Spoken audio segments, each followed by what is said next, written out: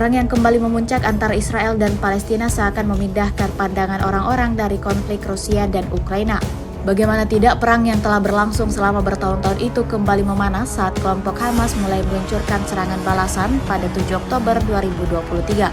Seperti yang terlihat dalam sebuah rekaman yang ramai beredar di aplikasi perpesanan Telegram pada Sabtu 2 Maret 2024. Dalam rekaman tersebut menampilkan aksi Brigade Mujahidin dan Brigade Al-Quds yang menargetkan UAV Israel di jalur Gaza. Diketahui kelompok tersebut menggunakan manfaat Pola 9K32M Strela 2M yang umum dalam melancarkan misinya. Namun hasil serangan gabungan tidak ditampilkan dalam rekaman. Tak kunjung melakukan gencatan senjata, tentara Hamas memastikan pasukan musuh akan menerima akibatnya.